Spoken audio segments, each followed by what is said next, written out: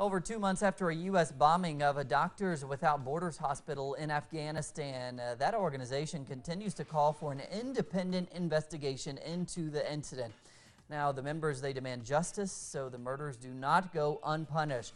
Bianca Perez now reports on more on that issue from Washington. They could not have imagined. The organization Doctors Without Borders delivered Wednesday a petition to the White House demanding once again an independent investigation of the U.S. bombing of a hospital in Kunduz, Afghanistan, which left 30 dead and 37 injured.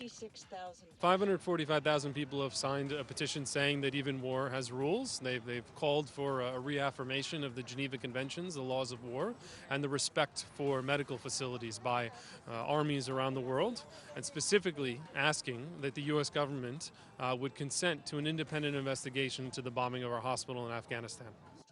Though the organization has asked continuously for an independent investigation, they have not heard back from the U.S. government about complying with this request.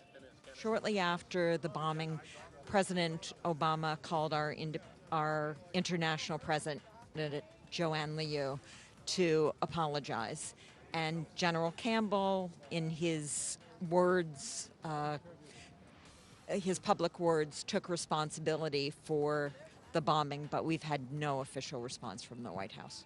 The court has correlated to an open field over 300 meters. The United States Army General has stated that this attack was a human error and that they in fact had the hospital in a no-strike list as they were fully aware of its location. For members of the organization, this statement only enhances the need for an investigation from an impartial source. I came today because I think that the call for an independent investigation is valid and important.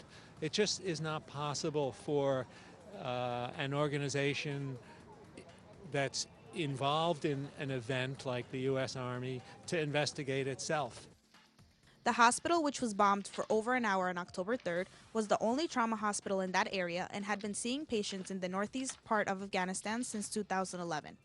At the time of the attack, there were 105 patients and caretakers in the hospital, along with more than 80 Doctors Without Borders staff. Well, it was the largest loss of life for us in one single attack on one of our medical facilities. We've lost at least 14 of our staff in the bombing. We've now cannot provide emergency surgical care to the hundreds of thousands of people who live in Kunduz, and they've lost access to medical care at a very important time. The staff hopes that with their petition, the U.S. government will allow for an investigation that can bring some sort of justice to what they consider a grave violation of humanitarian law. Bianca Perez, Telesur, Washington, D.C.